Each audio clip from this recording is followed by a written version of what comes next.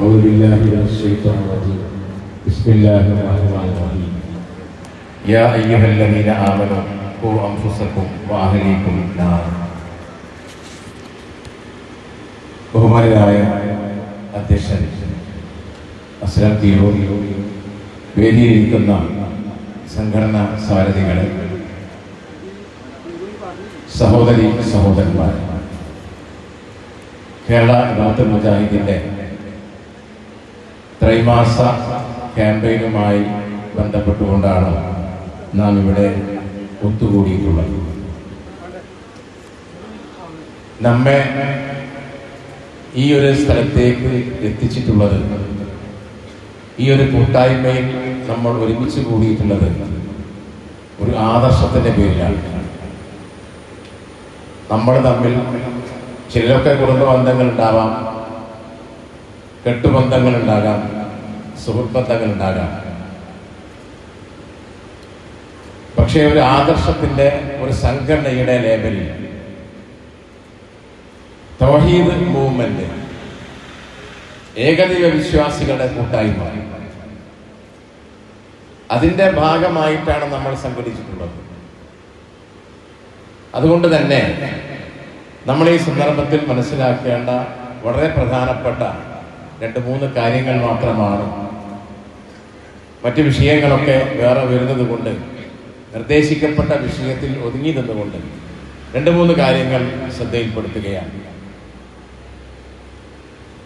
ഒന്ന്, നമ്മുടെ വീട്ടിൽ, സ്വന്തം വീട്ടിൽ, സ്വന്തം കുടുംബത്തിൽ നാം ഉൾക്കൊണ്ട, നാം വിശ്വസിച്ചിരിക്കുന്ന തൗഹീദ് ഉണ്ടാകണം. ഒരു ആത്മപരിശോധന നമ്മൾ ഈ വിഷയത്തിൽ നടത്തേണ്ടതാണ്. നേരത്തെ മടവൂർ സൂചിപ്പിച്ചതുപോലെ വലിയ കുടുംബങ്ങൾ, വലിയ കുടുംബങ്ങളൊക്കെ ആയി ജീവിച്ചു ഇപ്പോൾ ചെറിയ ചെറിയ കുടുംബങ്ങളിലേക്ക് പോവുകയാണെങ്കിലും ഏറ്റവും ചുരുങ്ങിയത് ഞാൻ എന്ന ഒരു ഗൃഹനായകൻ അല്ലെങ്കിൽ കുടുംബനാഥൻ, എൻ്റെ അധീനതയിൽ ജീവിക്കുന്ന എൻ്റെ ഭാര്യ, മക്കൾ, അല്ലെങ്കിൽ എൻ്റെ മാതാപിതാക്കൾ, വീട്ടിലുള്ള ആളുകൾ, അതാണ് ഏറ്റവും ചെറിയ കുടുംബം. പിന്നെ ചേട്ടൻ, അഞ്ചൻ, സഹോദരിയൊക്കെ വരുന്ന കുടുംബം ഉണ്ട്. ചില ആളുകൾ ഒന്നിച്ചു കഴിയുന്നവരുണ്ടാകും.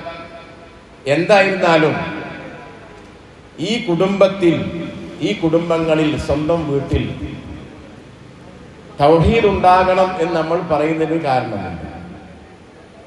വിശുദ്ധ ഖുർആൻ സത്യവിശ്വാസികളെ അഭിസംബോധനം ചെയ്തുകൊണ്ട് പറഞ്ഞത്, യാ അയ്യുഹല്ലദീന ആമനു ഖൂ അൻഫുസകും വഅഹ്ലീകും നാറ.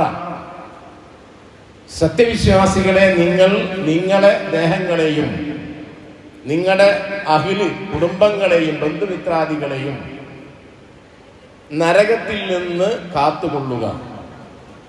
ഇത് വിശ്വാസികളോട് ഖുർആൻ പറയുന്ന നിർദ്ദേശമാണ്. അല്ലാഹ് പറയാണ്. ഇപ്പൊ നമ്മൾ സാധാരണ രക്ഷിതാവ് എന്ന് പറയാറില്ലേ? എപ്പോഴാ നമ്മൾ രക്ഷിതാവ്? സ്കൂളിൽ കുട്ടികളെ ചേർത്താൻ പോകുമ്പോൾ ഒരു ഫോറം തരും, അതിൽ രക്ഷിതാവ് എന്നൊരു കോളം ഉണ്ടാവും. അവിടെ ഉമ്മയോ ഉപ്പയോ ആരാണോ ആ കുട്ടിയുടെ രക്ഷിതാവ്, അയാൾ ഒപ്പുവെക്കണം. അങ്ങനെ വിവിധ മേഖലകളിൽ നമ്മൾ ഇടപെടുമ്പോൾ നമ്മൾ പലരുടെയും രക്ഷിതാവാണ്. ഇവിടെ ഖുർആൻ നമ്മോട് പറയാണ്, നരകത്തിൽ നിന്ന് നിങ്ങളെയും നിങ്ങളുടെ കുടുംബത്തെയും രക്ഷിക്കണം. അവിടെ നമുക്കും നമ്മുടെ കുടുംബങ്ങൾക്കും രക്ഷകനായി, ഒരു രക്ഷിതാവായി, ആ അർത്ഥത്തിൽ രക്ഷിതാവായി നമ്മൾ മാറണ്ടേ? എവിടെ നിന്നാണ് ഈ കുടുംബത്തെ നമ്മൾ രക്ഷപ്പെടുത്തേണ്ടത്?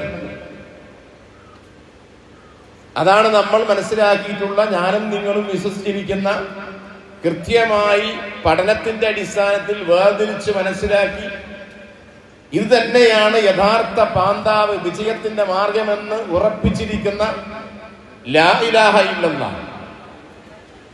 അള്ളാഹു മാത്രമാണ് ആരാധനക്കർഹൻ, ഇലാഹ് അവൻ മാത്രമാണ്. അള്ളാഹുവിനോട് മാത്രമേ പ്രാർത്ഥനകളുള്ളൂ. മറ്റാരെയും വിളിച്ചു പ്രാർത്ഥിക്കരുത്, ശിർക്കിലേക്ക് പോകരുത്. തൗഹീദാണ് മർമ്മം, അതാണ് അതിപ്രധാനം. ഇരുലോക വിജയത്തിന്റെ അടിസ്ഥാനം തൗഹീദാണ് എന്ന് കൃത്യമായി തിരിച്ചറിഞ്ഞ് അത് ഉയർത്തിപ്പിടിക്കുന്ന, അത് പ്രബോധനം ചെയ്യുന്ന ഒരു സംഘടനയുടെ വക്താവായി മെമ്പർഷിപ്പ് എടുത്ത് കുടുംബനാഥന്മാരായ നമ്മളൊക്കെ പ്രവർത്തിക്കാൻ തുടങ്ങുമ്പോൾ നമ്മൾ ഒരു ചിന്ത നടത്തുക, ഒരു ആലോചന. ഖൂ അൻഫുസകും വഅഹ്ലീകും നാറ. ഇതാ നിങ്ങൾ സത്യവിശ്വാസികളെ, നിങ്ങൾ നിങ്ങളെയും കുടുംബത്തെയും നരകത്തിൽ നിന്ന് കാത്തുകൊള്ളണം. നരകത്തിൽ എത്തിപ്പെടുന്നതിന്റെ ഏറ്റവും പ്രധാനപ്പെട്ട വിഷയം എന്താണ്? അള്ളാഹുവിൽ പങ്കുചേർക്കലാണ്. അള്ളാഹുവിൽ പങ്കുചേർക്കുന്ന ശിർക്കൻ വിശ്വാസങ്ങളും ആചാരങ്ങളുമായി കഴിഞ്ഞുകൂടുന്ന ആളുകളാണ് എൻ്റെ വീട്ടിലുള്ളതെങ്കിൽ, എൻ്റെ അധീനതയിലുള്ളതെങ്കിൽ നമ്മൾ ഭയപ്പെടേണ്ടതുണ്ട്. ഈ വിഷയം ഒരാളോട് ചർച്ച ചെയ്തപ്പോൾ അദ്ദേഹം പറഞ്ഞത്, എൻ്റെ വീട്ടിൽ കമ്മ്യൂണിസ്റ്റുകാരുണ്ട്, കോൺഗ്രസ്സുകാരുണ്ട്, ലീഗുകാരുണ്ട്, അതുപോലെ കൂട്ടിയാൽ പോരെന്നാ. അതാണോ ലാ ഇലാഹ ഇല്ലല്ലാഹയുടെ വിഷയം? നമ്മളെ പുറയിൽ ചിലപ്പോൾ ജ്യേഷ്ഠൻ വേറെ പാർട്ടി ആയിരിക്കും, അനുജൻ വേറെ പാർട്ടി ആയിരിക്കും, ഉമ്മയും പാപ്പയും വേറെ പാർട്ടി ആയിരിക്കും, പാർട്ടി ഒന്നും ഇല്ലാത്തവനൊക്കെ ഉണ്ടാവും. ഇത് ആ വിഷയമാണോ? ഇവിടുത്തെ വിഷയമാണോ? രാഷ്ട്രീയമാണോ? ഇത് വലിയൊരു വിഷയമല്ലേ? നരകത്തിൽ നിന്ന് എൻ്റെ കുടുംബത്തെ, എന്നെയും എൻ്റെ കുടുംബത്തെയും രക്ഷിക്കേണ്ട ബാധ്യത അല്ലാഹു സുബ്ഹാനഹു വ തആല എന്നെ ഏൽപ്പിച്ചിരിക്കുകയാണ്. അപ്പൊ ഞാൻ വിശ്വസിച്ചിരിക്കുന്ന ഈ തൗഹീദ് എൻ്റെ കുടുംബത്തിലുണ്ടാകണം, എൻ്റെ മക്കൾക്കുണ്ടാകണം, എൻ്റെ ഭാര്യക്കുണ്ടാകണം. അത് നിർബന്ധമാണ് എന്നിടത്ത് നമ്മൾ എത്തണ്ടേ? ഇത് വലിയൊരു ബാധ്യതയാണ്. അതുകൊണ്ടാണ് നമ്മൾ ഈ ക്യാമ്പയിനിന്റെ ഭാഗമായി ഈ വിഷയം നമ്മുടെ പ്രവർത്തകരെയും അനുഭാവികളെയും പഠിപ്പിക്കണം. ആരാണ് പിതാവ്? നമുക്കറിയാം. സ്വന്തം അജണ്ടകൾ പോലും പലപ്പോഴും നടപ്പിലാക്കാൻ നമുക്ക് കഴിയാറില്ല, അല്ലേ? കുടുംബനാഥന്മാർക്ക് നമുക്ക് ഒരുപാട് ആഗ്രഹങ്ങളും സ്വപ്നങ്ങളുണ്ട്. പക്ഷേ പുരുഷന്മാരായ ഗൃഹനാഥന്മാരായ ഭരണ ചുമതലയുള്ള നമ്മെ സംബന്ധിച്ചിടത്തോളം പലപ്പോഴും മറ്റുള്ളവർക്ക് വേണ്ടി ജീവിക്കുകയാണ്. നമ്മുടെ പ്രായത്തിൽ വിവാഹം കഴിച്ച് ഉത്തരവാദിത്തം ഏറ്റെടുത്ത് മക്കളായി ബാധ്യതകളായി കഴിഞ്ഞാൽ പിന്നെ നമ്മോടൊപ്പമുള്ള ഈ ഭാര്യയുടെയും മക്കളുടെയും ഒക്കെ കണ്ണീര് കാണാതിരിക്കാൻ നമ്മുടെ കണ്ണീരുകൾ മറച്ചു വെച്ചുകൊണ്ട് പലരോടും പരാതികളും പരിഭവങ്ങളും പറയാതെ എല്ലാം ഉള്ളിലൊതുക്കി ക്ഷമിച്ചുകൊണ്ട് കുടുംബവുമായി വർഷങ്ങളോളം വിട്ടുനിന്നുകൊണ്ട് പോലും വിദേശത്ത് പോയിട്ടും അല്ലാതെയുമൊക്കെ കഷ്ടപ്പെടുന്ന ആളുകളാണ്. പലപ്പോഴും സ്വന്തം അജണ്ടകൾ മാറ്റിവെക്കുകയാണ്, സ്വന്തം ആഗ്രഹങ്ങളെ മാറ്റിവെക്കുകയാണ്. നമ്മുടെ കൂടെയുള്ള ആളുകൾ പറയുമ്പോൾ അതൊക്കെ നമ്മൾ നിറവേറ്റി കൊടുക്കുന്നു. കുറച്ചൊക്കെ ഉമ്മമാരും അങ്ങനെ തന്നെയാണ്. പ്രശ്നങ്ങളും പരാതികളും പരിഭവങ്ങളും ഒക്കെ ഉള്ളിലൊതുക്കി മക്കളോടും മറ്റുള്ള കുടുംബാംഗങ്ങളോടും പറയാതെ കുടുംബത്തിന്റെ ഐക്യവും സ്നേഹവും ഒക്കെ നിലനിർത്തി പോകാൻ നന്നായി പാടുപെടുന്നവർ തന്നെയാണ്. എല്ലാം ശരിയാണ്, അംഗീകരിക്കുന്നു. പക്ഷേ തൗഹീദിന്റെ വിഷയത്തിൽ നമ്മൾ പുനഃപരിശോധന, ഒരു ആത്മപരിശോധന നടത്തണം. എൻ്റെ കുടുംബത്തിൽ, എൻ്റെ വീട്ടിൽ എല്ലാവരും തൗഹീദ് ഉൾക്കൊണ്ടവരാണ്, ലാ ഇലാഹ ഇല്ലല്ലാഹ് അംഗീകരിച്ചവരാണ്. കാരണം ഇത് പ്രവാചകന്മാരുടെ ചരിത്രം പരിശോധിച്ചാൽ കാണാൻ കഴിയും നമുക്ക്. യാക്കൂബ് നബി അലൈഹി സ്വലാത്തു വസ്സലാം മരണാസന്നനായ സമയത്ത് മക്കളെ വിളിച്ച് ചോദിക്കുന്നുണ്ട്, ഇത് ഖാല ലി ബനി മാ തഅബുദൂന മിൻ ബഅദി, എനിക്ക് ശേഷം, എൻ്റെ കാലശേഷം മക്കളെ നിങ്ങൾ ആരെയാണ് ആരാധിക്കുക? അവർ പറയുന്ന മറുപടി ഉണ്ട്, ഖാലൂ നഅബുദു ഇലാഹക വ ഇലാഹ ആബായിക്. പിതാവേ, ഒരു ടെൻഷനും വേണ്ട, നിങ്ങൾ ആരാധിച്ച, നിങ്ങളുടെ പിതാക്കൾ ആരാധിച്ച, മുൻ കഴിഞ്ഞു പോയ നിങ്ങളുടെ പിതാക്കന്മാരായ പ്രവാചകന്മാർ പഠിപ്പിച്ച ആ ആരാധന, ആ ഏകദൈവ വിശ്വാസത്തിൽ ഞങ്ങൾ ഉണ്ടാകും. അതൊരു സമാധാനമാണ്, ഒരു സംതൃപ്തിയാണ്, ഒരു പ്രതീക്ഷയാണ്. സ്വന്തം മക്കളോട്, ഇല്ലേ, ലുഖ്മാൻ അലൈഹി സ്വലാത്തു വസ്സലാമിന്റെ ഉപദേശം ഖുർആനിൽ നമുക്ക് കാണാൻ കഴിയും. യാ ബുനയ്യ ലാ തുശ്രിക് ബില്ലാഹ് ഇന്ന ശിർക ലദുൽമുൻ അദീം. പൊന്നുമോനെ എന്ന് വിളിച്ച് അഭിസംബോധനം ചെയ്തുകൊണ്ട് വളരെ ഗൗരവമായ ഒരു വിഷയമാണ് ലുഖ്മാൻ അലൈഹി സ്വലാത്തു വസ്സലാം മകനെ പഠിപ്പിക്കുന്നത്. മോനെ, നീ അള്ളാഹുവിൽ പങ്കു ചേർക്കരുത്. ശിർക്ക് കൊടിയ അക്രമമാണ്, വൻ പാതകമാണ്. ശിർക്കിന്റെ ഗൗരവം, അള്ളാഹുവിൽ പങ്കു ചേർക്കരുത് നീ. എന്നിട്ട് ഒരുപാട് കാര്യങ്ങൾ ഉപദേശിക്കുന്നുണ്ട്. അത് വിശുദ്ധ സൂറത്തുൽ ലുഖ്മാൻ പാരായണം ചെയ്യുമ്പോൾ നമുക്ക് മനസ്സിലാക്കാൻ സാധിക്കും. അവിടെയും മർമ്മപ്രധാനമായി പഠിപ്പിക്കുന്ന വിഷയം ആദ്യമായി പറയുന്നത് മോനോട് നീ ശിർക്ക് ചെയ്യരുത്, അള്ളാഹുവിൽ പങ്കു ചേർക്കരുത് എന്നാണ്. എന്തിനാണ് ഇത്ര ഗൗരവത്തിൽ ഇത് പറയുന്നത്? ഇബ്രാഹിം നബി അലൈഹി സ്വലാത്തു വസ്സലാമിന്റെ ചരിത്രം പരിശോധിച്ചു. ഇബ്രാഹിം നബി അലൈഹി സ്വലാത്തു വസ്സലാമിന്റെ പ്രാർത്ഥനകൾ വിശുദ്ധ ഖുർആനിൽ ഒരുപാടുണ്ട്. ആ പ്രാർത്ഥനകളിൽ അദ്ദേഹം എടുത്തു പറയുന്ന കുറെ കാര്യങ്ങളുണ്ട്. ആദ്യം നാടിന്റെ നിർഭയതത്തിന് വേണ്ടി പ്രാർത്ഥിക്കുന്നു ഇബ്രാഹിം നബി അലൈഹി സ്വലാത്തു വസ്സലാം. നാടിന് വേണ്ടി പ്രാർത്ഥിക്കുന്നു, സ്വന്തം അല്ല. സ്വന്തത്തോട് ചേർത്ത് വെക്കുകയാണ് സ്വന്തം നാടിനെ, ജനിച്ച് ജീവിക്കുന്ന മണ്ണിനെ. ആ മണ്ണിനോടുള്ള സ്നേഹം ഇബ്രാഹിം നബി സ്വല്ലല്ലാഹു അലൈഹി വസല്ലം പ്രഖ്യാപിക്കുകയാണ്. ഈ നാടിനെ, ഈ മണ്ണിനെ, ഈ പ്രദേശത്തെ, ഈ രാജ്യത്തെ നീ അല്ലാഹുവേ നിർഭയത്വമുള്ള നാടാക്കണം. വജ്നുബിനി വബനി അൻ നഅബുദൽ അസ്നാം, എന്നെയും എൻ്റെ മക്കളെയും നീ വിഗ്രഹങ്ങൾക്ക് ആരാധനകൾ നിർവഹിക്കുന്നതിൽ നിന്ന് അകറ്റി നിർത്തുകയും ചെയ്യണമേ റബ്ബേ എന്നാ. വിഗ്രഹങ്ങൾക്ക് ആരാധനകൾ സമർപ്പിക്കുന്ന, ശിർക്ക് ചെയ്യുന്ന ഒരു തലമുറയെ എനിക്കുണ്ടാക്കരുത് എന്നാണ് പ്രാർത്ഥിച്ചത്. തൗഹീദിൽ അധിഷ്ഠിതമായി ജീവിക്കുന്ന, തൗഹീദ് പ്രബോധനം ചെയ്യുന്ന, തൗഹീദ് മനസ്സിലാക്കുന്ന ഒരു തലമുറയെ എനിക്കുണ്ടാക്കി തരണം റബ്ബേ. അങ്ങനെയായിരിക്കണം വിശ്വാസികളെന്ന് ഈ പ്രവാചകന്മാരുടെയൊക്കെ ചരിത്രം നമുക്ക് പഠിപ്പിക്കുന്നുണ്ട്. ഇവിടെയൊക്കെ മക്കളെയും ചേർത്ത് പിടിക്കുകയാണ്, ചേർത്ത് പറയുകയാണ്. എനിക്ക് എന്നല്ല, എനിക്ക് കിട്ടണമെന്നല്ല, എനിക്കും എൻ്റെ ഭാര്യക്കും കിട്ടണമെന്നല്ല, എൻ്റെ മക്കൾ, എൻ്റെ തലമുറ, എൻ്റെ ഭാവി സന്താനങ്ങൾ, ആ പരമ്പര തന്നെ, അവർക്കൊക്കെ ഈ വെളിച്ചം കിട്ടണം എന്ന് ഈ പ്രവാചകന്മാരൊക്കെയും പ്രാർത്ഥനകളിൽ ചേർത്ത് പിടിച്ച് പ്രാർത്ഥിക്കുന്നു. അപ്പൊ നമ്മൾ എന്താ മനസ്സിലാക്കേണ്ടത്? വിശ്വാസികൾ ഇവിടെ ഖുർആൻ പറഞ്ഞതുപോലെ നരകത്തിൽ നിന്ന് എന്നെയും എൻ്റെ കുടുംബത്തെയും കാത്തുകൊള്ളണം, നീ ശ്രദ്ധിക്കണം എന്ന് പറഞ്ഞ ആ ആയത്തിന്റെ അടിസ്ഥാനത്തിൽ എൻ്റെ തലമുറയെ ഞാൻ ശ്രദ്ധിക്കണം, ഞാൻ സൂക്ഷിക്കണം. ഞാൻ രക്ഷിതാവാണ്, ഞാൻ ഭക്ഷണം കൊടുക്കുന്നുണ്ട്, വസ്ത്രം കൊടുക്കുന്നുണ്ട്, ചികിത്സിക്കുന്നുണ്ട്, അവർക്ക് വേണ്ട എല്ലാ ഉത്തരവാദിത്തവും ഞാൻ കൃത്യമായി നിർവഹിക്കുന്നു. അതിന് പണം തികഞ്ഞിട്ടില്ലെങ്കിൽ എവിടെയെന്നെങ്കിലും കടം വാങ്ങിയിട്ടോ ലോൺ എടുത്തിട്ടോ ഞാൻ നിർവഹിക്കുന്നുണ്ട്, എൻ്റെ ഡ്യൂട്ടിയാണ്. പക്ഷേ നാളെ പരലോകത്ത് നാം രക്ഷിച്ചെടുത്ത് സ്വർഗപ്രാപ്തി കൊടുക്കേണ്ട, അതിലേക്ക് എത്തിച്ചു കൊടുക്കേണ്ട, നരകത്തിൽ നിന്ന് രക്ഷപ്പെടുത്തേണ്ട ഒരു ബാധ്യത കൂടി അള്ളാഹു നമ്മെ ഏൽപ്പിച്ചിട്ടുണ്ടല്ലോ. അതിൽ ഞാനും നിങ്ങളും എന്താണ് ചെയ്യുന്നത് എന്ന് പരിശോധിക്കേണ്ടതുണ്ട്. മാത്രമല്ല വിശുദ്ധ ഖുർആൻ വളരെ കൃത്യമായി പഠിപ്പിക്കുന്നുണ്ടല്ലോ, മുസ്ലിങ്ങളായി വിശ്വാസികളായിക്കൊണ്ടല്ലാതെ നിങ്ങൾ മരിച്ചു പോകരുന്ന, ലാ തമൂതുന്ന ഇല്ലാ വഅൻതും മുസ്ലിമൂൻ. മരിക്കുമ്പോ ആ മരണത്തോടു കൂടി ജീവിതം അവസാനിക്കുകയാണ്, അല്ല അതിനപ്പുറത്തേക്ക് മറ്റൊരു ലോകം വരാൻ പോവുകയാണ്. ഈ ഒരു സന്ദർഭത്തിൽ മുസ്ലിമീങ്ങളായിക്കൊണ്ടല്ലാതെ മരിച്ചു പോകരുത്, ആ ഒരു നിർബന്ധം നമുക്കുണ്ടാകട്ടെ. അവസാനം മുസ്ലിമായിട്ട് മരിക്കാൻ കഴിയണം. എന്തുകൊണ്ടാണ് ഇങ്ങനെ ഇത്രയും ഗൗരവത്തിൽ വിശുദ്ധ ഖുർആൻ ഇത്തരം കാര്യങ്ങൾ പ്രതിപാദിക്കാനുണ്ടാകുന്ന കാരണം?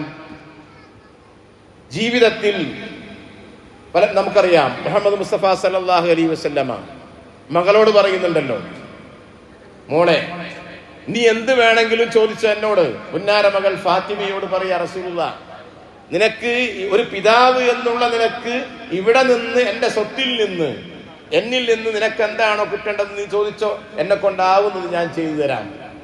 പക്ഷെ നാളെ പരലോകത്ത് നരകത്തിൽ നിന്ന് കാത്തുകൊള്ളാൻ അത് നീ തന്നെ അധ്വാനിക്കണം.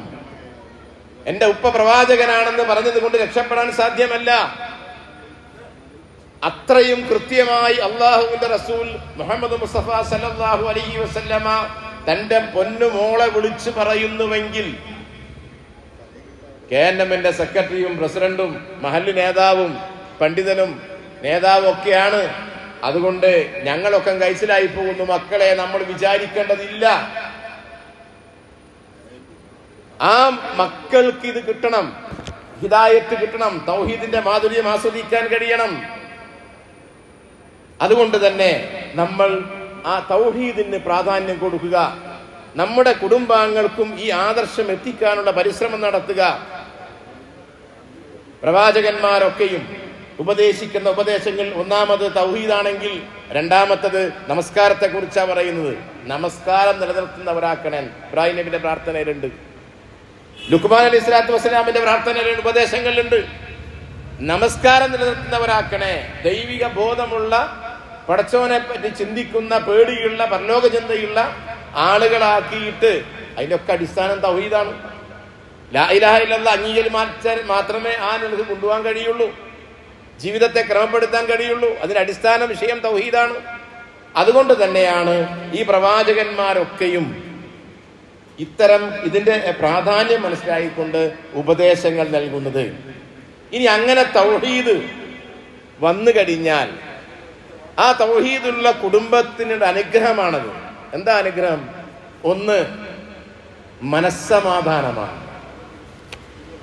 നമ്മൾ ഉൾക്കൊണ്ട തൗഹീദ് എൻ്റെ ഭാര്യയും എൻ്റെ മക്കളും ശരിക്കും ഉൾക്കൊണ്ടിട്ടുണ്ടെങ്കിലോ ആ കുടുംബത്തിൽ സമാധാനം പൂർണ്ണമായി ഉണ്ടാകും, ഒരു ചൊറിച്ചിലുണ്ടാവില്ല. കാരണം എന്താ അറിയോ? അമ്ന്, നിർഭയത്വം അതുണ്ടാകും. പടച്ചവനാണ് വലുത്, ഞങ്ങൾ ആരുമല്ല. എൻ്റെ ഉപ്പയെയോ ഉമ്മയെയോ ഞങ്ങളെയോ കുറ്റം പറഞ്ഞിട്ടൊന്നും കാര്യമല്ല. അല്ലാഹ് വിധിക്കണം. അല്ലാഹുമ്മ ലാ മാനിഅ ലിമാ അഅതൈത വലാ മുഅ്തിയ ലിമാ മനഅത. അല്ലാഹുവേ, നീ നൽകുന്നത് തടയാൻ ആളില്ല, നീ തടഞ്ഞു വെച്ചത് നൽകാനും ഒരാളുമില്ല. എല്ലാം അല്ലാഹുവേ നീയാണ്. അങ്ങനെ കൃത്യമായി മനസ്സിലാക്കി കഴിഞ്ഞാൽ അമ്ന്, സുരക്ഷിതത്വ ബോധം. ഈമാനിന്റെ മറ്റൊരു ഭാഗമാണ് അമ്ന്, നിർഭയത്വം എന്ന് പറയുന്നത്. പേടിയില്ലാതെ ജീവിക്കുക. അല്ലാഹ് അല്ലാത്ത ഒരാളെയും പേടിക്കേണ്ടതില്ല. അപ്പൊ അതുകൊണ്ട് തന്നെ ഈ വിശ്വാസം, നിർഭയത്വം, അതുപോലെ തവക്കുൽ, അള്ളാഹുവിൽ ഭരമേൽപ്പിക്കുക. ഈ തൗഹീദ് ഇല്ലെങ്കിൽ എന്താ സംഭവിക്കാന്നറിയാം ഞങ്ങള്? നമ്മള് കുടുംബസമേതം ഇങ്ങനെ പോവുക, യാത്ര ചെയ്യാണ്. അപ്പൊ മൂത്ത ഓന് നമ്മളെ മാതിരി ആയിട്ടില്ല വിചാരിക്കുക. അപ്പൊ മൂപ്പര് കാറാടെ നിർത്താൻ പറയും. എന്താ ചെയ്യുക? ആ വടക്കോട്ട് പോകുമ്പോ ആ കുഞ്ഞിപ്പള്ളിയിലെത്തുമ്പോൾ നിർത്താൻ പറയും, കുറച്ച് പൈസ ഇടട്ടെ അറിയാം. അപ്പൊ നമ്മളെന്താ ചെയ്യുക? ബാപ്പ കാർ ഓട്ടുക, മോൻ പൈസ എറിയാടെ നിർത്തി കൊടുക്കേണ്ടി വരികയാണ്. അപ്പൊ നമുക്കന്നെ ഒരു മനസ്സാക്ഷി കുത്തി, എന്താ അപ്പൊ ചെയ്യാൻ പറ്റും? അത് ശിർക്കല്ലേ? ഇത് ചെയ്യാവോ? അള്ളാഹുവിൽ തവക്കുൽ, ബിസ്മില്ലാഹി തവക്കൽതു അലല്ലാഹ് എന്ന് വീട്ടിൽ നിന്ന് ഇറങ്ങി ആ ദിക്റും പ്രാർത്ഥനയൊക്കെ ചൊല്ലി വണ്ടി കയറി വാഹനത്തിൽ സഞ്ചരിക്കുമ്പോഴുള്ള പ്രാർത്ഥനയൊക്കെ ചൊല്ലി പുറപ്പെട്ട് പിന്നെ ഈ ഇവിടെ തടസ്സം നിൽക്കുന്നത് എന്താ? അവിടെ മകനോട് അരുതെന്ന് പറയാൻ കഴിയില്ല, നമുക്ക് കഴിയാതെ പോകുന്നു. നമ്മൾ വലിയ ആളെ, നമ്മൾ തൗഹീദ് ഉൾക്കൊണ്ടിട്ടുണ്ട്, പക്ഷേ മക്കൾ അവിടേക്ക് എത്തിയിട്ടില്ല. അവിടെ സമാധാനം നഷ്ടപ്പെടുകയാണ്. വിവാഹം കഴിച്ചു, കുട്ടികളുണ്ടാകുന്നില്ല. നമ്മൾ തൗഹീദിന്റെ ആളാ, പിയാപ്പിള തൗഹീദിന്റെ ആളാ. മൂപ്പർ അള്ളാഹിനോട് പ്രാർത്ഥിക്കുന്നുണ്ട്, ചികിത്സകൾ നടത്തുന്നുണ്ട്.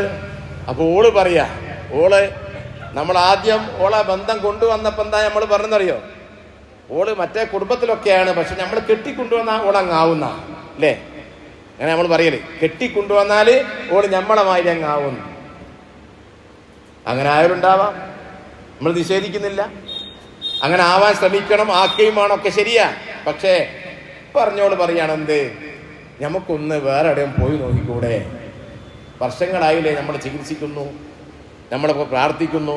ഇനി നമുക്കൊന്ന് ഏർവാടിയിലോ അല്ലെങ്കിൽ വേറെ എവിടെയെങ്കിലും ഇതിന് സ്പെഷ്യലൈസ് നേടിയുള്ള ഏതെങ്കിലും കേന്ദ്രത്തിൽ പോയി നോക്കി ഒന്ന് ശ്രമിച്ചു നോക്കുക. അങ്ങനെയാണല്ലോ നമ്മളെ വേണ്ട ആചാര്യ ഗുരുവായൂർ പോയി തുലാഭാരം നടത്തിയതൊക്കെ. അപ്പൊ ഇത് പറയുമ്പോ അവിടെ നിർഭയത്വം നഷ്ടപ്പെടുകയാണ്. കാരണം എന്റെ തൗഹീദ് ചോർന്നു പോവുകയാണ്. കാരണം എന്താ? ഞാൻ അത്രമാത്രം സ്നേഹിക്കുന്നു, ഒരു കുഞ്ഞിക്കാല് കാണാൻ ആഗ്രഹിക്കുന്നു. എന്റെ ഭാര്യ ഇങ്ങനെ ഒരു ആവശ്യം ഉന്നയിക്കുമ്പോ അവളോട്, മോളെ ഇത് പാടില്ല, ഇത് ശിർക്കാണ്, നമുക്ക് വിധിച്ചത് അള്ളാഹു തരും, നമ്മൾ ഇനിയും പ്രാർത്ഥിച്ചു കൊണ്ടേയിരിക്കുക. ഈ ലോകത്ത് കുട്ടികളെ തന്നുകൊണ്ട് അള്ളാഹ് അനുഗ്രഹിച്ചിട്ടില്ലെങ്കിൽ നാളെ പരലോകത്ത് സ്വർഗത്തിൽ നമുക്കത് കിട്ടുമെന്ന് പറയാൻ, ആ വിശ്വാസം പഠിപ്പിച്ചു കൊടുക്കാൻ നമുക്ക് സാധിക്കേണ്ടതില്ലേ? പക്ഷെ പലപ്പോഴും കഴിഞ്ഞിട്ടില്ല. പല ആളുകൾക്കും അവർ പോകേണ്ടി വന്നിട്ടുണ്ട്, ഒളിച്ചു പോകേണ്ടി വന്നിട്ടുണ്ട്, മാറ്റി പറയേണ്ടി വന്നിട്ടുണ്ട്, ന്യായീകരിക്കേണ്ടി വന്നിട്ടുണ്ട്. അതുകൊണ്ടാണ് ഇസ്ലാഹി പ്രവർത്തകരോട് പറയുന്നു, നമ്മുടെ കുടുംബ യാ അയ്യുഹല്ലദീന ആമനൂ ഖു അൻഫുസകും വഅഹ്ലീകും നാറാ. ഇത് വിശുദ്ധ ഖുർആൻ ആയത്താണ്, കേന്ദ്രമിന്റെ സർക്കുലർ അല്ല. നിങ്ങൾ നിങ്ങളെയും നിങ്ങളുടെ കുടുംബത്തെയും നരകത്തിൽ നിന്ന് കാത്തുകൊള്ളണം. ആ ഉത്തരവാദിത്തം നമ്മൾ നിർവഹിച്ചേ പറ്റൂ. നമുക്ക് കുടുംബത്തിൽ സമാധാനമുണ്ടാകും, നിർഭയത്വമുണ്ടാകും, ആർക്കും ആരെയും പേടിക്കേണ്ടതില്ല. തവക്കുൽ, അല്ലാഹുവിൽ ഭരമേൽപ്പിക്കാൻ കഴിയണം.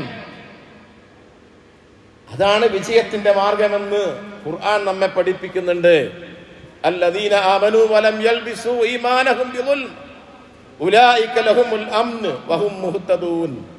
വിശ്വസിക്കുകയും തങ്ങളുടെ വിശ്വാസത്തിൽ അന്യായം കൂട്ടിച്ചേർക്കാതിരിക്കുകയും ചെയ്തവരാരോ അവർക്ക് നിർഭയത്വമുണ്ട്, നേർമാർഗം പ്രാപിച്ചവരാകുന്നു അവർ.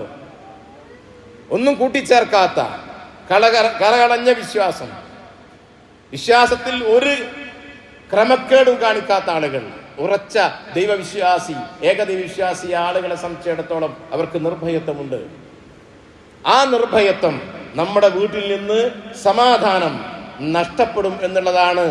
ശിർക്ക് വന്നു കഴിഞ്ഞാൽ, നമ്മുടെ കുടുംബാംഗങ്ങളിൽ ആദർശബോധമില്ലാതെ വന്നാൽ, തൗഹീദ് നഷ്ടപ്പെട്ടാൽ സംഭവിക്കാൻ പോകുന്നത്. ഇനി നമ്മൾ ആലോചിച്ച് നോക്കൂ. ഇപ്പൊ വീട് നിർമ്മിക്കുകയാണ്, ഒരു പുതിയ വീടുണ്ടാക്കുക. ഞാൻ മുജാഹിദാണ്, ഞാൻ വീടുണ്ടാക്കുക. അപ്പൊ എൻ്റെ അമ്മോശൻ അതൊക്കെ ആളും വിചാരിക്കുക. മൂപ്പർ അല്ലെങ്കിലോ, തൗഹീദില്ലാത്ത ആളാണെങ്കിലോ, അപ്പൊ മൂപ്പർക്കും വേണ്ടി നമ്മൾ എന്തൊക്കെയോ കഴിക്കേണ്ടി വരും അല്ലേ? കുറെ കൂടുന്ന സമയത്ത് പല ചടങ്ങ് കഴിക്കേണ്ടി വരും. അത് ഓളെ വാപ്പ അങ്ങനെ പറയുമ്പോൾ നമ്മളെ മൂപ്പർ എങ്ങനെ തട്ടി മാറ്റുക, പല അഡ്ജസ്റ്റ്മെന്റുകൾക്കും തയ്യാറാണ്ടിയതാ. മരണം ഉണ്ടായി, നിങ്ങൾ ആരാ ഇവിടുത്തെ? ഞാൻ പിയ്യാപ്പിളയാ, അല്ലെങ്കിൽ പിയ്യാപ്പിളിന്റെ വാപ്പയാ പോലെ അനുഭവിക്കുന്ന എന്താ?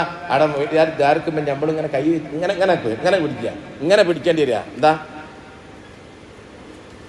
കുടുങ്ങിപ്പോയില്ലേ? എന്താ ചെയ്യാ? ആ കുടുങ്ങി പോകാതിരിക്കാനാണ് അള്ളാഹുവിന്റെ റസൂൽ ദീനുള്ളവളെ എന്ന് പറഞ്ഞാൽ ആദർശമുള്ളവളെ, സംസ്കാരമുള്ളവളെ. ആ സംസ്കാരം എന്താണ്? ഒന്നാമത്തെ സംസ്കാരം തൗഹീദാണ്. ഇങ്ങനൊന്നും അഭിനയിക്കേണ്ടി വരില്ല, കെട്ടിക്കൊടുക്കൽ പെടൂല. വെള്ളമെല്ലാം കൂടി പിടിച്ച് ഒഴിവാക്കണമെന്നല്ല പറഞ്ഞത് അർത്ഥോട്ടോ. കുടുങ്ങിപ്പോരാൾ കുടുങ്ങിക്കൂടി, പക്ഷെ നന്നാക്കാൻ നോക്കിക്കൂടി. അതിനാ പറഞ്ഞത്, നന്നാക്കാൻ ശ്രമിക്കണം. ഇസ്ലാഹ് നടക്കണം, കുടുംബത്തിൽ ഇസ്ലാഹ് നടക്കണം. നമുക്ക് ഉപദേശിച്ചു കൊടുക്കാൻ കഴിയണം. കെട്ടിക്കൊണ്ടുവന്ന മോളോടും അമ്മായിനോടും ബന്ധപ്പെട്ട ആൾക്കാരോട് പറയാം, ഞങ്ങളൊക്കെ ഇത് ആളായതേ പരലോകത്തെ ഓർത്തുകൊണ്ടാണ്. ലാ ഇലാഹ ഇല്ലല്ലാഹ് അംഗീകരിച്ചാൽ മതി. നിങ്ങൾ സംഘടനയിൽ മെമ്പർഷിപ്പ് എടുക്കണമെന്നില്ല, നമ്മളെ കൂടെ വഅദിന് വരണമെന്നില്ല. നമ്മൾ ആലോചിച്ച് നോക്കൂ, പള്ളിയിൽ പോവുക, ഈദ്ഗാഹിന് പോകുമ്പോൾ എന്തൊരു സന്തോഷമുള്ള ദിവസം, പെരുന്നാൾ ദിവസം. പക്ഷെ സ്വന്തം ഭാര്യ പോലും വണ്ടിയിൽ കയറാൻ മടിക്കുന്ന എത്ര ആളുകൾ നമ്മുടെ കൂട്ടത്തിലുണ്ട്.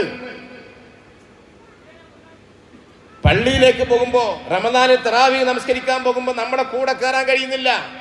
ഞാൻ പള്ളിയിൽ പോവില്ല. എന്താ? പള്ളിയിൽ പോകാൻ എത്രയോ ആളുകൾ പള്ളിയിൽ പോകാൻ ആഗ്രഹിക്കുന്നു. എനിക്ക് ഓർമ്മയുണ്ട്, കഴിഞ്ഞ റമദാനിൽ എൻ്റെ നാടിനടുത്തൊരു പള്ളിയിൽ ഒരു സഹോദരി നമ്മുടെ പള്ളിയിൽ പോകുന്നൊരു സഹോദരിയോട് പറയാ, താത്ത നിങ്ങൾ പോകുമ്പോ ഞാനും പോരട്ടെ നിങ്ങളെ പള്ളിയിൽ? ഇതുവരെ മുജാഹിദ് പള്ളിയിൽ പോയിട്ടില്ല, സലഫി പള്ളിയിൽ. എനിക്ക് തറാവീഹ് ഒന്ന് നിങ്ങളെ പള്ളിയിൽ വന്ന് ആ ദീർഘമായി ഖുർആൻ പാരായണം കേട്ട് നമസ്കരിക്കണമെന്ന് ആഗ്രഹമുണ്ട്. അപ്പൊ അതുവരെ പറഞ്ഞ എന്താ, നിങ്ങൾ പോരി, കൂടെ പോരി. അവര് സ്കൂട്ടർമേല പോലെ അവരും മോളും ഈ സ്ത്രീയും കൂടി ഉള്ളത് കൊണ്ട് ഓട്ടോറിക്ഷ വിളിച്ചു പോകാൻ തുടങ്ങി. 4-5 ദിവസം വീട്ടിൽ ബൈക്കുണ്ട്, ഭർത്താവുണ്ട്, ഒക്കെ ഉണ്ട്. പക്ഷെ ആരും ഇതിനെ അനുകൂലിക്കുന്നില്ല. അപ്പൊ ഈ സഹോദരി പോവുകയാണ്.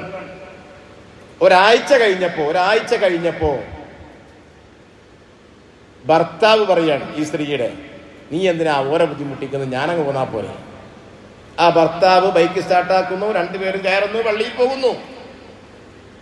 എന്താ മാറ്റം? നിങ്ങൾ ആലോചിച്ച് നോക്കി. ഒരു സഹോദരിയാണ്. എത്രയോ സഹോദരിമാർ അങ്ങനെ ആഗ്രഹിക്കുന്നുണ്ട്, സാഹചര്യം അനുകൂലിക്കുന്നില്ല, അനുകൂലമായി വരുന്നില്ല.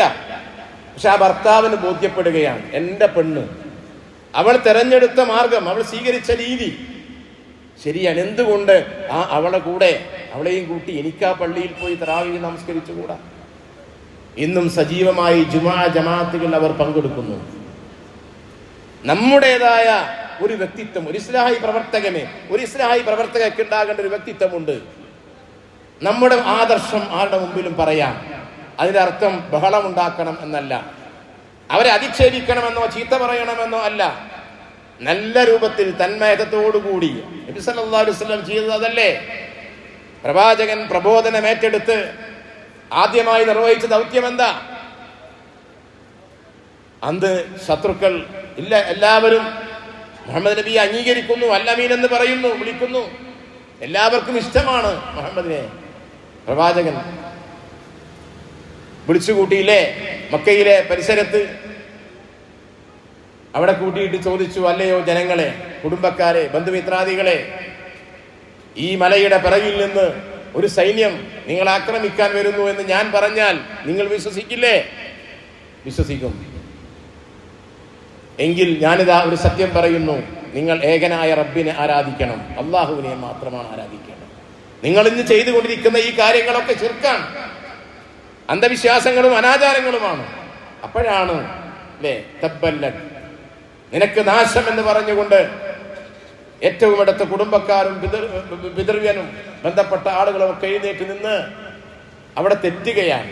തൗഹീദ് പറഞ്ഞപ്പോൾ റസൂലുള്ളാഹി അവസാനിപ്പിച്ചില്ല. തന്റെ കുടുംബക്കാരെതിർത്താലും ആരെതിർത്താലും ഈ ദൗത്യവുമായി മുന്നോട്ട് പോകണം. അതാണ് അള്ളാഹുവിന്റെ നിർദ്ദേശം. ആ പ്രബോധനം അവന് തുടങ്ങാൻ അങ്ങനെ ഓരോരുത്തരായി കടന്നു വരുന്നു. ഇതുപോലെ നമ്മൾ മനസ്സിലാക്കിയ സത്യം, തൗഹീദിന്റെ ആ മാധുര്യം, അത് ആസ്വദിച്ചു കഴിഞ്ഞു. നമുക്കതറിയാം, നമുക്ക് അനുഭവപ്പെടുന്നുണ്ട്. ആ നിർഭയത്വവും സമാധാനവും അത് എൻ്റെ മക്കൾക്കും എൻ്റെ കുടുംബാംഗങ്ങൾക്കും അത് എൻ്റെ ഡ്യൂട്ടിയാണ്, എൻ്റെ ഉത്തരവാദിത്തമാണ്. ഞാൻ രക്ഷിതാവാണെങ്കിൽ മറ്റുള്ള എല്ലാ കാര്യങ്ങളും സംരക്ഷിക്കുന്നത് പോലെ ഇവരുടെ ജീവിതത്തിലെ സുരക്ഷ കൊടുക്കേണ്ടതുണ്ട്. നാളെ മരണാനന്തര ജീവിതത്തിൽ അവർ രക്ഷപ്പെടണം. ആ ഒരു ചിന്തയായിരിക്കണം യഥാർത്ഥത്തിൽ നമുക്കുണ്ടാകേണ്ടത്. ഇപ്പൊ ഞാൻ സൂചിപ്പിച്ചത്, തൗഹീദുള്ള കുടുംബത്തിൽ ഉണ്ടാകുന്ന കുറെ സന്തോഷങ്ങളുടെ സമാധാനങ്ങള് ഇതില്ലാത്ത കുടുംബത്തിൽ ഉണ്ടാവൂല. അതാണ് ഞാൻ ഉദാഹരണം പറഞ്ഞത്. മരിച്ചെടുത്ത് പോകുമ്പോൾ പ്രശ്നമുണ്ട്, വീടുണ്ടാക്കുമ്പോൾ പ്രശ്നമുണ്ട്, വീട്ടിൽ കൂടുതലിന്റെ പ്രശ്നമുണ്ട്, കല്യാണത്തിന് പ്രശ്നമുണ്ട്, ഇല്ലേ? പ്രശ്നമുള്ളതുകൊണ്ടാണല്ലോ നമ്മൾ ഓതി വെക്കുന്നത്. കുത്തുബങ്ങള് ഇക്കാവ് നമ്മൾ എന്നൊക്കെ പറഞ്ഞിട്ട് അതുകൊണ്ടാ ഒപ്പിക്കുകയാണ്. സാധു ആകുമല്ലോ എന്നുള്ള നല്ല വിഷയം. ഇക്കാവ് ഇപ്പൊ അറബി ഏത് ഭാഷയിൽ ചെയ്താലും സാധുവാണ് ഇക്കാവ്, അതൊന്നും പ്രശ്നമല്ല. പക്ഷെ നമ്മളിങ്ങനെ ഒപ്പിക്കേണ്ടി വരുന്നത് എന്തുകൊണ്ടാ? അത് പിയാപ്പിള തെറ്റണ്ട, അളിയൻ പിണങ്ങി പോണ്ട, അളിയൻ മറ്റേൻ്റെ ആളാണ്, മുപ്പരെ ചൊടിപ്പിക്കാൻ പറ്റൂല. മയ്യത്ത് എടുക്കുമ്പോൾ ഒരു പ്രാർത്ഥന, അത് മക്കള് എല്ലാവരും അതിൻ്റെ ആളല്ലായിരുന്നു, അല്ലേ? നമ്മളിങ്ങനെ ന്യായീകരിക്കുന്നില്ല. മക്കളെല്ലാവരും നമ്മുടെ കൂടെ അല്ല, ഒരുത്തം വേറെയാ. അത് നേരത്തെ പറഞ്ഞ രാഷ്ട്രീയ പാർട്ടിയെ കൊണ്ട് പറഞ്ഞ മാതിരിയാ അല്ല. നമ്മൾ മനസ്സിലാക്കേണ്ടത്, എല്ലാവരും അങ്ങനെ ആയിട്ടില്ലെങ്കിലും ഏറെക്കുറെ തൗഹീദിന്റെ വിഷയത്തിലെങ്കിലും, സംഘടനാ ചാലിൽ വന്നിട്ടില്ലെങ്കിലും തൗഹീദിന്റെ വിഷയത്തിലെങ്കിലും അത് ഉൾക്കൊണ്ടവരായി നാളെ പരലോകത്ത് ശിർക്കില്ലാത്ത രൂപത്തിൽ അള്ളാഹുവിനെ അഭിമുഖീകരിക്കാൻ കഴിയുന്ന ഒരു പാകത്തിൽ അവർ കൊണ്ടുപോകാൻ നമുക്ക് സാധിക്കണം. ഇപ്പൊ വീട്ടിൽ തന്നെ ഉണ്ടാവും. ഇപ്പോ നമ്മുടെ നാട്ടിലൊക്കെ നടക്കുന്ന കുറെ അന്ധവിശ്വാസങ്ങളില്ലേ? ജിന്ന്, ശൈത്താന്, സിഹിർ, കൂടോത്രം, ഇതൊക്കെ നേരത്തെ പറഞ്ഞ പോലെയാ. ശിർക്കിന്റെ കേന്ദ്രങ്ങളിലേക്ക് പോകും പോലെ തന്നെയാണ് ഇതൊക്കെ വീട്ടിൽ ചർച്ചയാവുന്നുണ്ട്, കുടുംബത്തിൽ. അപ്പൊ നമുക്കതിനെ അംഗീകരിക്കാൻ കഴിയില്ല, നമുക്കത് ഉൾക്കൊള്ളാൻ കഴിയില്ല. അപ്പൊ ഈ ചർച്ച വരുമ്പോ എന്തായി? അവിടെ സമാധാനം നഷ്ടപ്പെടുകയാണ്. അപ്പൊ ശിർക്ക് വരുന്നു, അന്ധവിശ്വാസങ്ങൾ വരുന്നു, ഇതുപോലെയുള്ള കുറെ ദുരാചാരങ്ങളും നാട്ടാചാരങ്ങളും മാമൂലുകളും നമ്മുടെ കുടുംബങ്ങളിലേക്ക്, വീടുകളിലേക്ക് കയറി വരുന്നു. നമുക്ക് എതിർക്കാൻ കഴിയാതെ പലതിനെയും നമ്മൾ ന്യായീകരിക്കേണ്ടി വരുന്നു, പലതിനോടും നമ്മൾ സന്ധിയാകേണ്ടി വരുന്നു. ഇതൊക്കെ സംഭവിക്കുന്നതിന് അടിസ്ഥാന കാരണം യഥാർത്ഥ വിശ്വാസത്തിൽ നിന്ന്, ഇസ്ലാമിക സംസ്കാരത്തിൽ നിന്ന് പുറകോട്ട് പോകുന്നു. അപ്പൊ ഈ വെളിച്ചം ഇത് നമ്മുടെ കുടുംബത്തിൽ നിന്നാണ് തുടങ്ങേണ്ടത്. നമ്മൾ പുറത്തേക്ക് പറയണം, പുറമുള്ളവരെ ക്ഷണിക്കണം, ഒക്കെ ശരിയാ. പക്ഷേ സ്വന്തത്തിൽ നിന്ന്, അതാണ് ഈ വിശുദ്ധ ഖുർആൻ ആയത്ത് നമ്മെ പഠിപ്പിക്കുന്നത്. അങ്ങനെ എല്ലാ നിലക്കും രക്ഷപ്പെടുത്താൻ, കുടുംബത്തെ രക്ഷപ്പെടുത്താൻ നമുക്ക് സാധിക്കണം. ഇസ്ലാമികമായ അന്തരീക്ഷം നമ്മുടെ വീടുകളിൽ ഉണ്ടാകണം. ഇപ്പൊ TV ആണെങ്കിലും മൊബൈലാണെങ്കിലും അതിൻ്റെ അതിപ്രസരം കൊണ്ട് നേരത്തെ പറഞ്ഞതുപോലെ അല്ലേ? ഇപ്പൊ നിങ്ങൾ ആലോചിച്ച് നോക്കും, മൊബൈൽ തുറന്നു നോക്കിയാൽ റീൽസിന്റെ കാലാണ്. ഈ വയസ്സന്മാരും വയസ്സത്തിലൊക്കെ അങ്ങ് തുള്ളിച്ചാടാണ്. എന്നിട്ട് അതിങ്ങനെ ക്യാമറയിൽ പകർത്തിയിട്ട് അത് നാടൊട്ടുക്കും ലോകമൊട്ടുക്കും പ്രചരിപ്പിക്കുകയാണ്. ആർക്കും ഒരു പ്രശ്നവുമില്ല. ഇത് കാലഘട്ടത്തിനനുസരിച്ച് മാറണ്ടേ എന്നുള്ള ന്യായീകരണവും. മലക്കുകൾ പോലും പ്രവേശിക്കില്ല നമ്മുടെ വീട്ടിൽ. അത് നമ്മൾ മനസ്സിലാക്കണം. വിശുദ്ധ ഖുർആൻ പാരായണം ചെയ്യാത്ത, അല്ലെങ്കിൽ നിങ്ങൾ ഖബറുകൾ പോലെ നിങ്ങളുടെ വീടുകളെ ആക്കരുത് എന്ന് പറഞ്ഞ പ്രവാചകൻ, വീട്ടിൽ മലക്കുകളുടെ സാന്നിധ്യം ഉണ്ടാകണം, നമുക്ക് മലക്കുകളുടെ പ്രാർത്ഥനകൾ ലഭിക്കണം, വിശുദ്ധ ഖുർആൻ പാരായണം ചെയ്യപ്പെടണം, നമ്മുടെ വീട്ടിൽ നല്ല നല്ല കാര്യങ്ങൾ ചർച്ച ചെയ്യപ്പെടണം. നമ്മൾ രാവിലെ സുബൈ നമസ്കരിക്കുന്നതിന് മുമ്പൊക്കെ എഴുന്നേറ്റ് തഹജ്ജുദ് നമസ്കരിക്കുക. എനിക്കറിയാം ഒരു സുഹൃത്ത് രാവിലെ പള്ളിയിൽ വന്ന് ഞങ്ങൾ വേറൊരു വൈക്ക് പോകാൻ വേണ്ടി പറഞ്ഞപ്പോൾ അദ്ദേഹം പറയാണ്, വീട്ടിന്റെ താക്കോലിന്റെ അടുത്താള് പുരേ പോയിട്ട് വരാന്നാ. എന്താ താക്കോല് മൂപ്പരടുത്തായത്? അത് ചിന്തിച്ച് നോക്കിയിട്ടുണ്ടോ? വീട് പൂട്ടി ഞാൻ വീട്ടിൽ ആരും ഇല്ലേന്ന് ചോദിച്ചു. വീട്ടിൽ ആളുണ്ട്, ഭാര്യയുണ്ട്, കുട്ടികളുണ്ട്, പിന്നെന്തേ നിങ്ങൾ പൂട്ടി പോന്നേ? ഓൾ ഉറങ്ങുക, അവളെ ശല്യപ്പെടുത്തണ്ട വിചാരിച്ചിട്ടാണ്. മൂപ്പര് തഹജ്ജുദ് നമസ്കരിച്ചിട്ടാണ് സുബൈക്ക് പള്ളിയിലേക്ക് വന്നത്.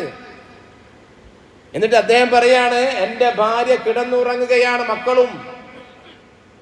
അവരെ എഴുന്നേൽപ്പിക്കുന്നത് ഉറക്കിന് തടസ്സമാകുമോ എന്ന് കരുതി ഞാൻ ഒച്ചപ്പാടുണ്ടാക്കാതെ ലൈറ്റിടാതെ മെല്ലെ ചാവിയെടുത്ത് വാതിൽ തുറന്നൊരു കള്ളനെ പോലെ. അങ്ങനെയല്ലേ നമ്മൾ മനസ്സിലാക്കേണ്ടത്? വിളിക്കാൻ കഴിയണ്ടേ?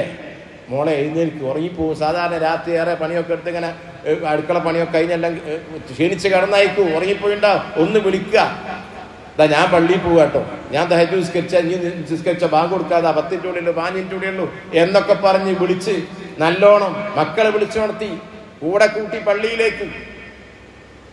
നേരത്തെ പറഞ്ഞല്ലോ, അതെന്തൊരു സന്തോഷമാണ്, എന്തൊരു കൺകുളിർമയാണ്. നമ്മൾ പിന്നെ എന്തിനാ പ്രാർത്ഥിക്കുന്നത്?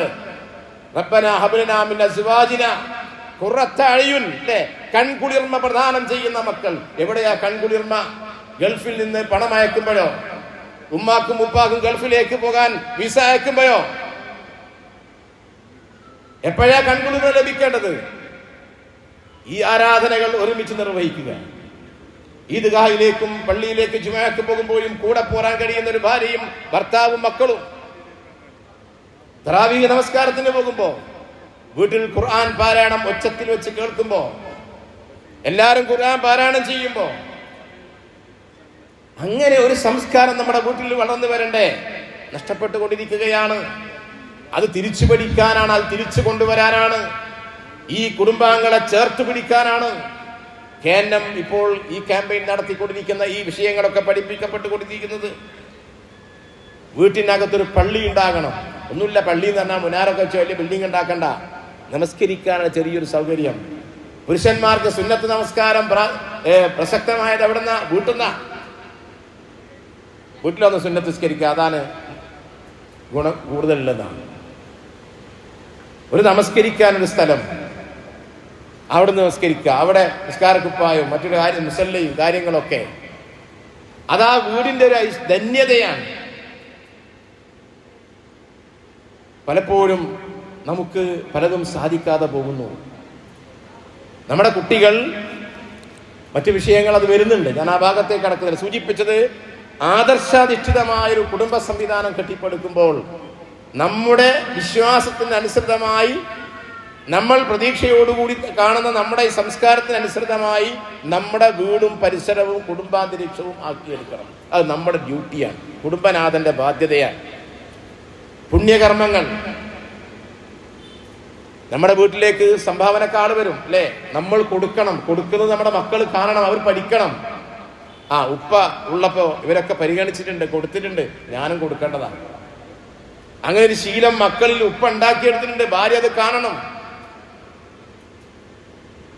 അങ്ങനെ എന്ത് പ്രവർത്തനങ്ങളാണെങ്കിലും, ദിക്റുകൾ, ഒരുമിച്ചിരുന്ന് ഭക്ഷണം കഴിക്കുമ്പോഴാണ് ബിസ്മി ചൊല്ലി കൊടുക്കണം, ബിസ്മി ചൊല്ലണം, അത് കേൾക്കണം നമ്മുടെ മക്കൾ. അവൻ ഭക്ഷണം കഴിക്കുമ്പോൾ ബിസ്മി ചൊല്ലണം. പരമകാരുണ്യകൻ കന്നാനിധിയുമായ അള്ളാഹുവിന്റെ നാമത്തിലാണ് തുടങ്ങേണ്ടത്. കാരണം ഈ ഭക്ഷണം അള്ളാഹ് എനിക്ക് തന്നതാണ്. ഇതില്ലാത്ത എത്രയോ ആളുകൾ കഷ്ടപ്പെടുന്നു, പട്ടിണി കിടക്കുന്നു, കേട്ടുകൊണ്ടിരിക്കുന്നു. നമ്മൾ അള്ളാഹ് എന്നെ അനുഗ്രഹിച്ചല്ലോ എന്ന് ആ കുഞ്ഞിന് ഓർമ്മ വരികയാൻ, മനസ്സിലാകാൻ. ഭക്ഷണം കഴിച്ചു കഴിഞ്ഞാൽ അൽഹംദുലില്ലാ എന്ന് പറയണം, അള്ളാഹിനെ സ്തുതിക്കണം. അത് നേർക്ക് നേരെ പഠിക്കുക, കാണുക. അത് നമുക്ക് എവിടെ സമയം കുട്ടികളുടെ കൂടെ ഭക്ഷണം കഴിക്കാൻ ഇല്ലല്ലോ. ഇപ്പോൾ ലോഡ്ജ് പോലെയാണ് നമ്മുടെ ജീവിതം. ഇപ്പോൾ വീട്ടിൽ 3-4 ആൾക്കാരുണ്ട്, മക്കളുണ്ട്, ഉമ്മണ്ട്, ഉപ്പുണ്ട്, എല്ലാവരും ഉണ്ട്. ഓരോരുത്തർ ഓരോ സമയത്ത് വന്നിങ്ങനെ പോവുക. ഒരുമിച്ച് നിന്ന് ഭക്ഷണം കഴിക്കാൻ സമയമില്ല. ലോഡ്ജുകളിലെ ലോഡ്ജ് റൂം എടുത്താൽ നമ്മൾക്ക് വാടകരയോ കോഴിക്കോടൊക്കെ പോയി റൂം എടുത്താൽ അടുത്ത റൂമിൽ വേറെ ആൾക്കാരുണ്ടാവും, വേറെ നാട്ടുകാരുണ്ടാവും. നമുക്ക് അവിടെ പരിചയമല്ല. അവർ വരുന്നു പോകുന്നു, നമ്മൾ വരുന്നു പോകുന്നു. ഇതുപോലെ സ്വന്തം വീടായി പോവാണ്. ആർക്കും സമയമില്ല ഒരുമിച്ച് ഭക്ഷണം കഴിക്കാൻ, ഒരുമിച്ച് കൂടിയിരിക്കാൻ.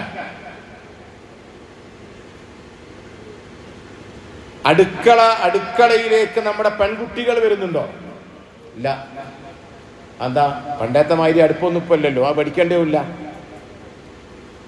MGM-ന്റെ ക്യാമ്പിന് പോയപ്പോൾ ഒരിക്കലും ഞാൻ പറഞ്ഞു, നിങ്ങൾ ഈ അടുപ്പ് ഇങ്ങനെ കല്ല് വെച്ചിട്ട് അടുപ്പ് കൂട്ടിയിട്ട് തീ കത്തിക്കാൻ പഠിപ്പിച്ചു കൊടുക്കണം കുട്ടികളാണ്. അങ്ങനെ ഒരു കാലം ഉണ്ടായിരുന്നു. അവർക്ക് ഓർമ്മയില്ല. ഇപ്പോൾ അവർ കണ്ടത് സ്റ്റൗവാണ്, അല്ലെങ്കിൽ ഇലക്ട്രിക്കൽ ഉപകരണങ്ങളാണ്. അടുക്കള പണി എന്ന് പറയുന്ന, അടുക്കളയിൽ ഭക്ഷണം പാകം ചെയ്യുന്ന പണിയുണ്ടല്ലോ, അത് നമ്മളെ കുട്ടികളെ പഠിപ്പിക്കണ്ടേ, പെൺകുട്ടികളെ പഠിപ്പിക്കണ്ടേ? അതിൻ്റെയൊക്കെ പേരിൽ പണിങ്ങിപ്പോകുന്ന ആൾക്കാരെ നന്നാക്കാൻ പോലപ്പോൾ ഞമ്മക്ക് പണി. ഇത് ഒരു ചായ ഉണ്ടാക്കാൻ പോലും ഇങ്ങനെ ചെറിയോക്കാരനൂടാ എന്ന് പറഞ്ഞ ഡയലോഗ് കേട്ടിട്ട് പണിങ്ങിപ്പോന്ന് മോള്. എന്നെ ചീത്ത പറഞ്ഞെന്നാ. എന്താ? ബാപ്പ ചീത്ത അറിഞ്ഞാളിന് ഒരു ചായ ചോദിച്ചപ്പോൾ ഓക്ക് ഉണ്ടാക്കി കൊടുക്കാൻ കഴിയുന്നില്ല. കാരണം ഉമ്മ ഉണ്ടാക്കി കൊടുത്ത് ശീലിച്ചാ ഇവിടുന്ന് ഭർത്താവിൻ്റെ വീട്ടിൽ പോയപ്പോൾ ഒരു ചായ ഉണ്ടാക്കാൻ പഠിപ്പിച്ചിട്ടില്ല. അങ്ങനത്തോരുണ്ട് നമ്മളെ കൂട്ടത്തില്. ഇപ്പൊ ഞാൻ സൂചിപ്പിച്ചത്, വിശ്വാസവും സംസ്കാരവും ജീവിത രീതികളുമൊക്കെ നമ്മിൽ നിന്ന് നമ്മുടെ കുടുംബാംഗങ്ങൾ പഠിക്കണം, അവർ അനുകരിക്കണം. അതുകൊണ്ടാണല്ലോ മാതാപിതാക്കൾ നേരത്തെ പാരന്റിങ്ങിനെ കുറിച്ച് പറഞ്ഞല്ലോ. ശ്രദ്ധിക്കേണ്ട വിഷയമാണ് സംസാരം, പെരുമാറ്റം, ഇടപാടുകൾ, ഇടപെടലുകൾ. അവിടെയൊക്കെ നമ്മൾ മാതൃകയായി തീരേണ്ടതുണ്ട്. അതിൻ്റെ ഒക്കെ ബേസ്, അടിസ്ഥാനം നമ്മുടെ വിശ്വാസമാണ്, നമ്മുടെ ഇസ്ലാമികമായ സംസ്കാരമാണ്.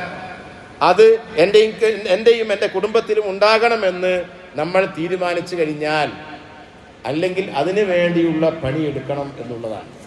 ഞാൻ നിർദ്ദേശിക്കുന്നില്ല, നമ്മുടെ അടുത്ത പ്രഭാഷകരത്തോട് എനിക്ക് പറയാനുള്ളത് നമ്മുടെ ആദർശ പ്രസ്ഥാനമാണ്. തൗഹീദാണ് നമ്മുടെ മുഖ്യ വിഷയം. അവിടെ ഒരു അഡ്ജസ്റ്റ്മെന്റ് നമുക്ക് നിൽക്കാൻ കഴിയില്ല. പിന്നെ നമ്മൾ ഖേദിക്കേണ്ടി വരരുത്. അതുകൊണ്ട് നമ്മുടെ കുടുംബത്തിൽ, നമ്മുടെ മക്കളിൽ, നമ്മളുമായി ചേർന്ന് ജീവിക്കുന്ന ആളുകൾക്കിടയിൽ തൗഹീദിന്റെ സുരക്ഷ ഉറപ്പുവരുത്താൻ നമ്മൾ രക്ഷിതാക്കളായി മാറുക. അതിനനുസൃതമായൊരു സംസ്കാരം, നമസ്കാരം പോലെ ദിക്റുകൾ, ദുആകള്, പെരുമാറ്റ രീതികള്, ഇടപാടുകള്, ഇതൊക്കെ ഇസ്ലാമികമായി കൊണ്ടുവരാനുള്ള സജീവമായ ശ്രദ്ധ നമ്മൾ കൊടുക്കണം എന്നുള്ളതാണ്. അപകടകരമായ ഒരു കാലഘട്ടത്തിലൂടെയാണ് നമ്മൾ കടന്നു പോകുന്നത്. പുറമെ നിന്ന് നമ്മുടെ മക്കൾക്ക് ലഭിക്കുന്നത്, നമുക്ക് ലഭിക്കുന്നത് നമുക്കെതിരായിട്ടുള്ള കാര്യങ്ങളാണ്. നമ്മുടെ പരലോകത്തെ നശിപ്പിച്ച് കളയുന്ന രൂപത്തിലുള്ള കാര്യങ്ങളാണ്. അതുകൊണ്ട് വളരെ ഗൗരവത്തോടുകൂടി അതിൽ നിന്നെല്ലാം മുക്തമായി ഒരു ഗൃഹാന്തരീക്ഷം സൃഷ്ടിച്ചെടുക്കാൻ, തൗഹീദിൽ അധിഷ്ഠിതമായൊരു സംസ്കാരം രൂപപ്പെടുത്തിയെടുക്കാൻ നമുക്ക് സാധിക്കണം. അതിന് അള്ളാഹു തൗഫീഖ് നൽകി അനുഗ്രഹിക്കുമാറാകട്ടെ എന്ന് പ്രാർത്ഥിച്ചുകൊണ്ട് അവസാനിപ്പിക്കുന്നു.